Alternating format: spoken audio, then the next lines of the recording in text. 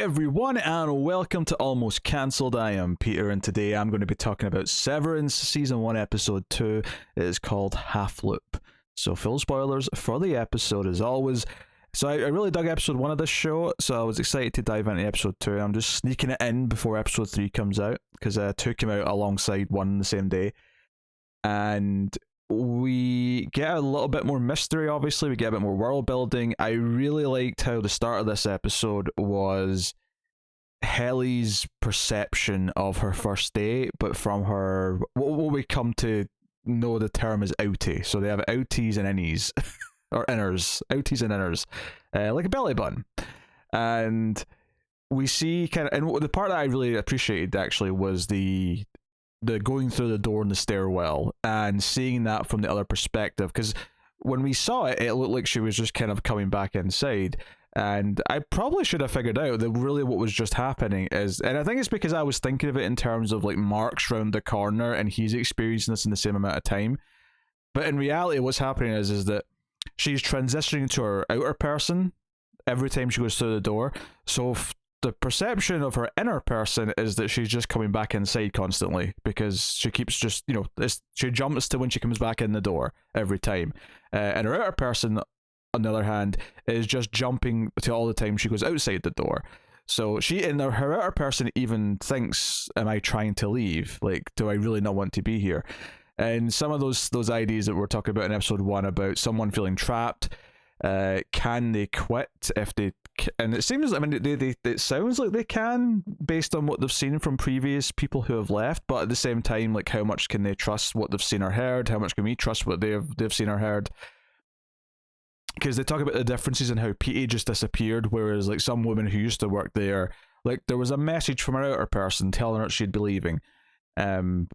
So we're not sure, but like we bring up that they can't sneak out messages. There's a detection system of some kind, which Helly is constantly questioning. Helly is constant. It really feels like Helly is going to be the one who tries to poke holes in things at the workplace, and is constantly asking questions and doesn't understand. We're introduced to this Mr. Green, who's like the security enforcer down here, and he takes them to the break room if they misbehave too much. He's going to take her, but Mark takes responsibility for her trying to sneak out a note, and he goes to the break room. We don't get to see what's in the break room, it kind of cuts away before he gets in there. But we get some teases later on in the episode, which is really nice. We get teases from Petey and the real world side of things. But I think Helly's been used really well so far to prod at all the questions, and this is not actually that unique. This is very common TV writing. You have a character who's new to the situation so that they can ask all the questions that the audience might be asking and get all the answers that we want to be hearing. So that's not actually that unique, but it's interesting in the context of this, because the spin on it being that like none of them actually know the answer to a lot of these questions. But she's just new, so she's refusing to accept it. Just makes it has a little bit of spice to it, perhaps, compared to the normal way to use this trope.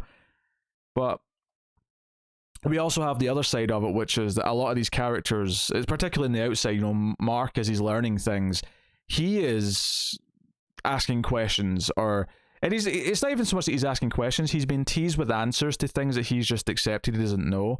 Or he's been teased that there is something to ask. He was just happy to forget everything. He was happy to just be a zombie at work. And, you could read this as a really simple metaphor, as someone who gets employed by a company and then later finds out the company's up to a lot of heinous things. Maybe they've got really bad politics, or they do a lot of pollution, or they do a lot of whatever.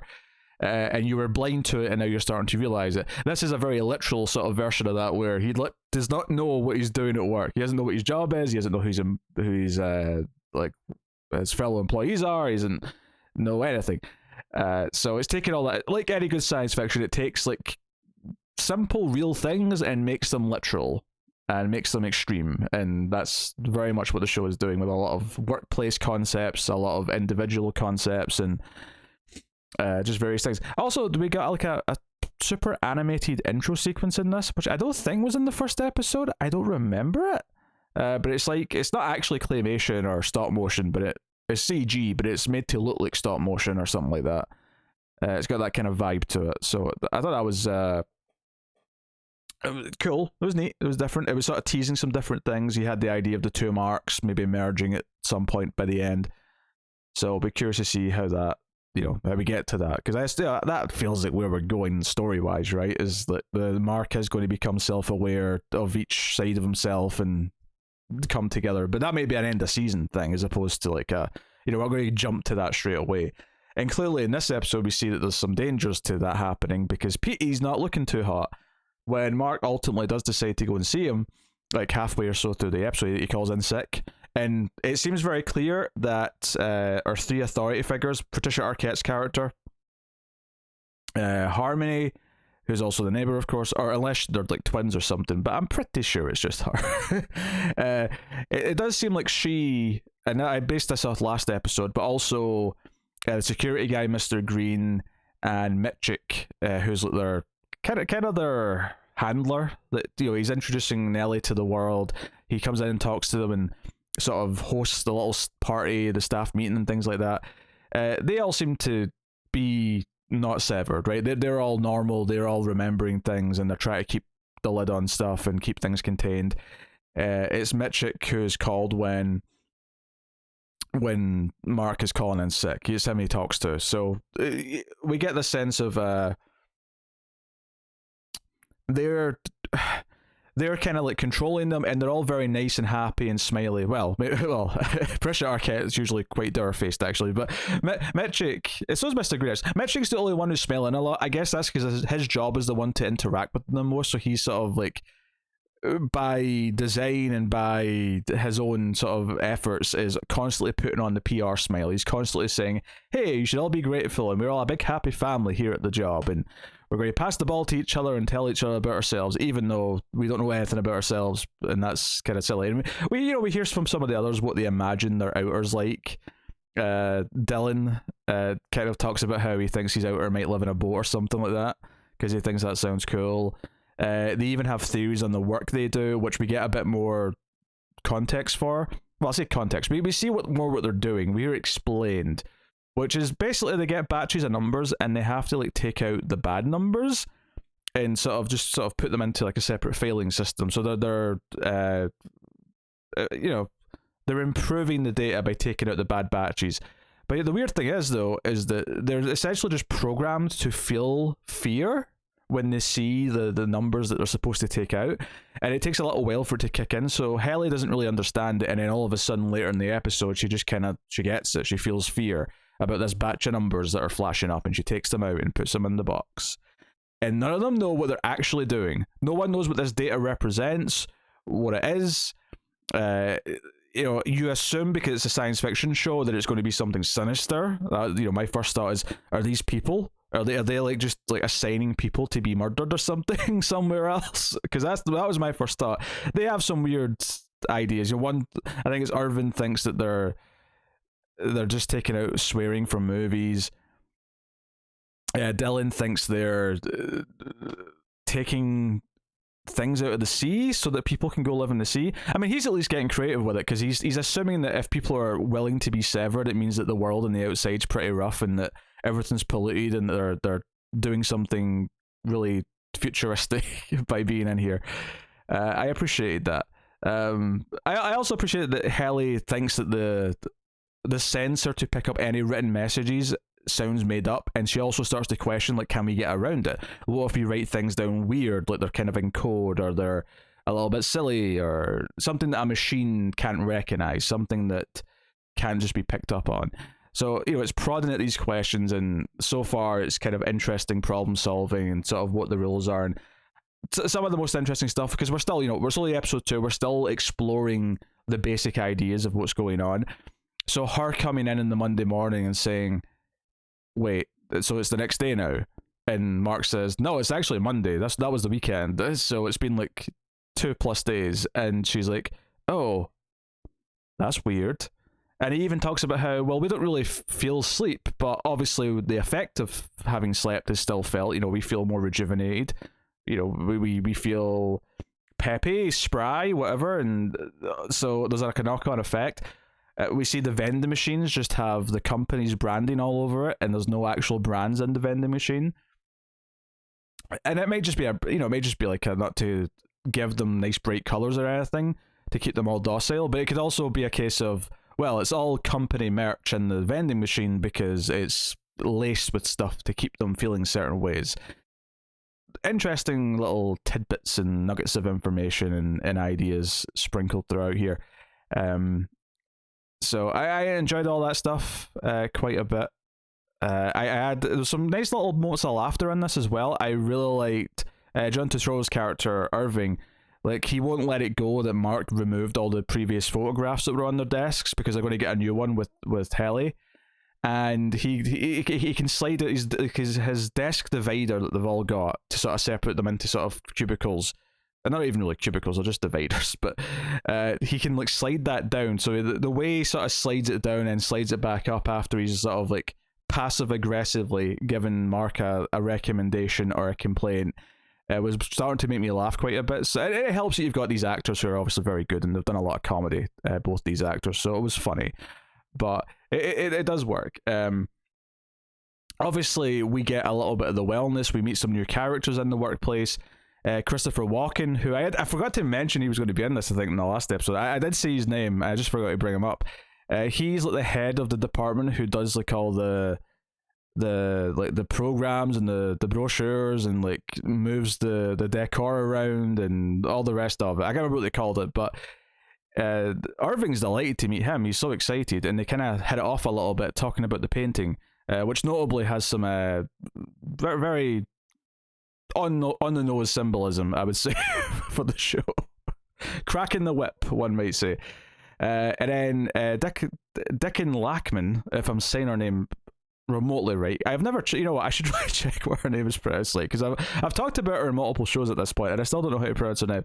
But she's like the wellness person who like gives Irving this test, and it's kind of weird. It's like she's got a list of things that'll like make him feel better because it's stuff about his outside self, and the way she said it kind of implied that maybe they take this, like they wipe it from him when he leaves the room, because she says it's only way discussing it. It might be the literal, like traditional way of saying that, which is you don't talk about anything you hear in here. You know, this is all secretive and confidential.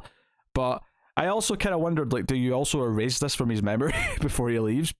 Because it feels, you know, it's a bit strange that he would have all these little details, and they're all very vague, right? Like some of them are a bit more definitive, but she just says things to him like, "Your outer is a kind person. He likes music. He owns many records. He enjoys films. He has a machine that can play them." And he gets like deducted points. Like he finds out that he starts off with 100 points, and when he like, I think it's the films specifically, he gives it like a laugh or a gasp, and she's like, "Oh, do not react any more unevenly to any of these individually. You've just lost 10 points. You have 90 remaining." And he loses another 10 points because he gasps at something else, and it's like, "Oh, all right." What? So presumably if he gets to 0, he's not fit to work here anymore. And this all happens because he dozes off a little bit at the computer, which is referenced earlier on as well. So I presume he goes to the break room, which is the punishment room at the end of this if he doesn't pass. But he does, and he's getting all these little tidbits of information. And some of them are really weird, like he likes the sound of radar. And who knows if this is true? Well, this is the thing. We have nothing and no way of knowing if anything she's saying here is true or just a bunch of made up bullshit. And neither does he, for that matter.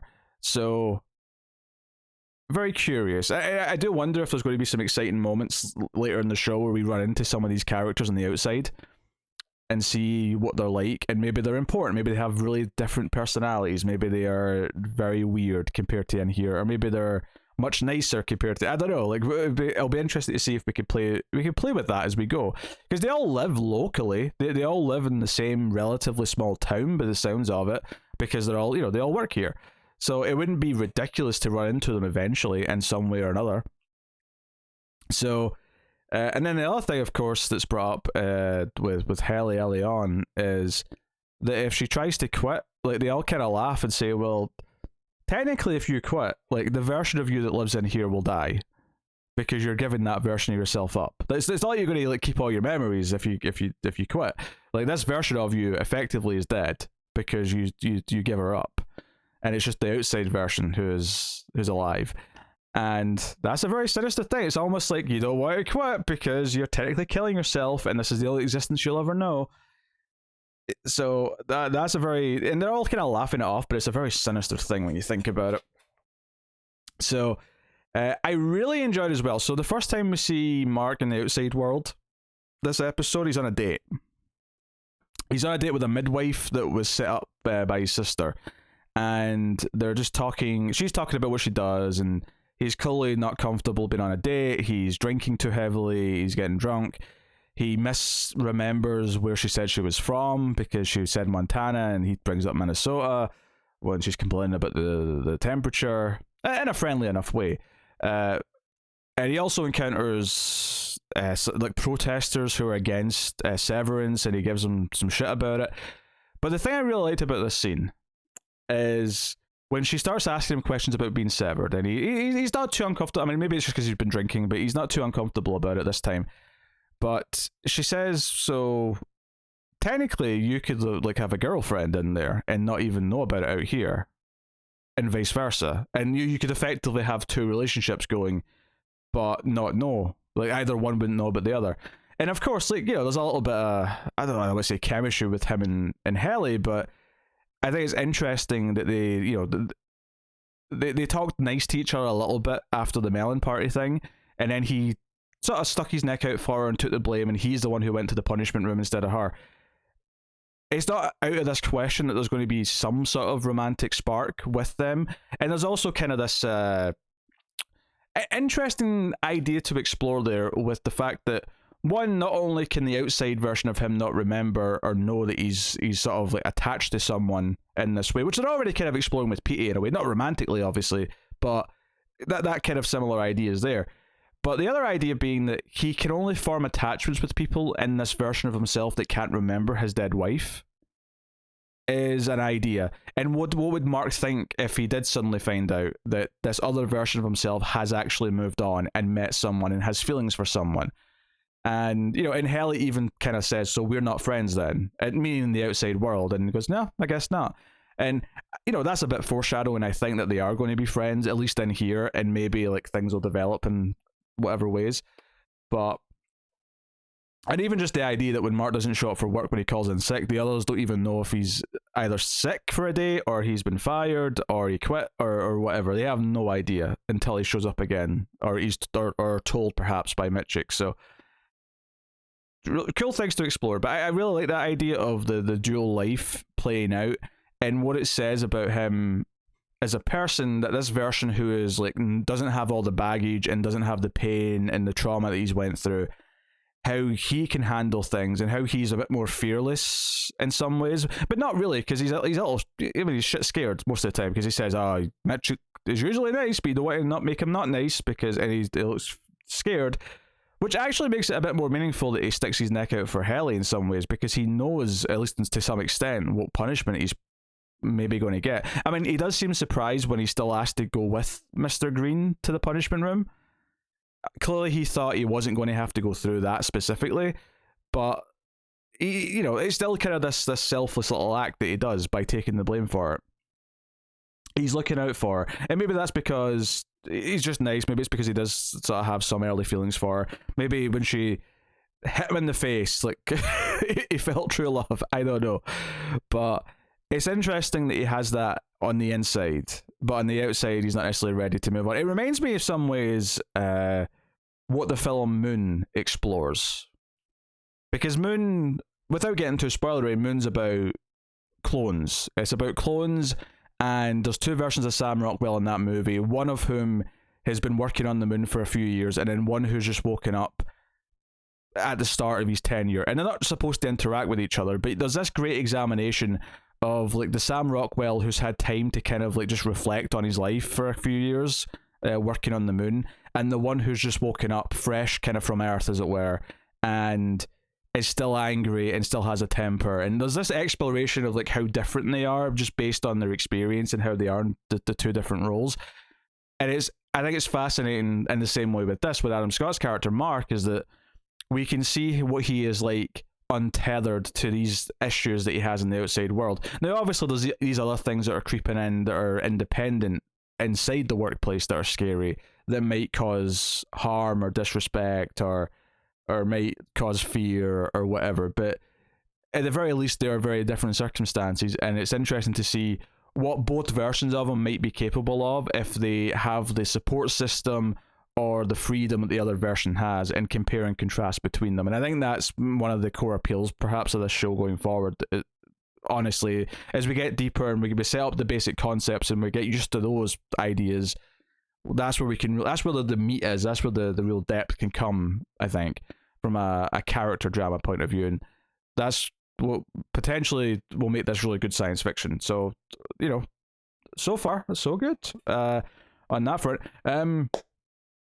So yeah, he goes to see Petey, and Petey has tried to draw a map of the workplace. He says he had an original in the workplace for Mark to find. I don't remember him seeing anything like that in the first episode, so I assume that's something that the work Mark is going to find at some point, or is going to be uncovered.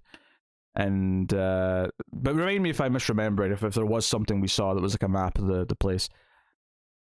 And he plays a recording, though, is the big thing, of because Mark's like asking these questions and ultimately says, okay, but what's so bad about it? You don't, because Petey still doesn't know what the company's doing. He says that all the departments are kept separate. He has no idea like what they're really up to.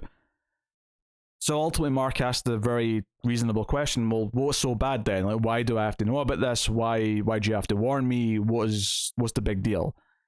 Beyond just the general vagueness that, they're all aware of. And he plays a recording of the break room. He's got a tape recorder, and he plays a recording of what sounds like Mark being conditioned. And possibly there's torture, but what we hear is Mark being asked to repeat a phrase, a statement, a pre-written statement about how he's sorry and about how he'll do. I can't remember the exact wording, but it was basically apologizing and saying he'll be a good worker or something to that effect. I can't remember the exact words word for word, but and you hear Mitchik saying, I don't think I believe you, repeat it again. But the important part is that Mark has been asked to repeat this, and he sounds very distressed. He sounds terrified. He sounds scared, like he's maybe in pain. Maybe he's in physical pain. Maybe has been tortured in some way. But it does sound like really harsh conditioning. And it obviously freaks Mark out. Mark ultimately lets Petey stay at his place in his garage. Obviously, the neighbour's watching very intently, so hopefully he snuck him in quietly. But Petey gets a nosebleed. He's in the bathroom. He's having headaches. Clearly, he might be on borrowed time. Whatever he did to reverse this process might ultimately be on its way to killing him. And we see some of the process earlier on with Helly. We see like this little thing being injected into her brain.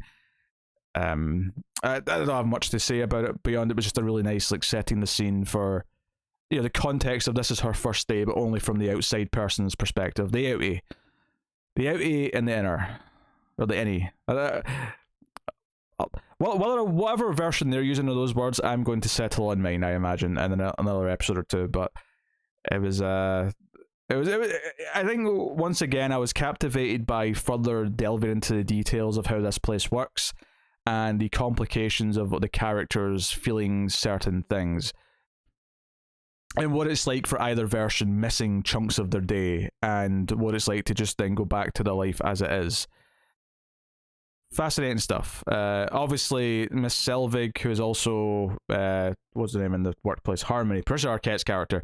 She brings over some cookies, and you suspect that she wants to scout the place out. He does invite her in. She doesn't try to barge her way in, but you suspect that she's like intently keeping an eye on him. And that is perhaps only going to ramp up after this very suspicious timed day off sick, and we'll see how that progresses. But it is interesting to sort of see how both versions of Mark and either side of the work fence, as it were, are going to like slowly get into their own plots. And obviously they're related in many ways for us, because we're seeing how the outside Petey's trying to affect this. And at the end of the episode as well, I should mention this is important, Petey might revert to his workplace version, because he sort of sees another version of him standing at the mirror, and then he kind of sort of collapses in the shower looking really terrified. And I think he became his workplace version, or maybe his outside version. Either way, it didn't look like he was all there. Only part of him was there, and maybe he doesn't realize where he is and he's scared, and we'll see maybe how that plays out next episode. But was a solid little tease at the end, though. It was a solid little tease. Yeah. So now, once again, the big ideas are great, and I think the individual performances are very good, and the overall sort of exploration of the details. And it's very easy to get frustrated with the new character who is asking all the questions sometimes because it feels really forced. But this is so weird and unique that you're actually so with Helly every time she asks a question. You're like, yes, someone should be asking this.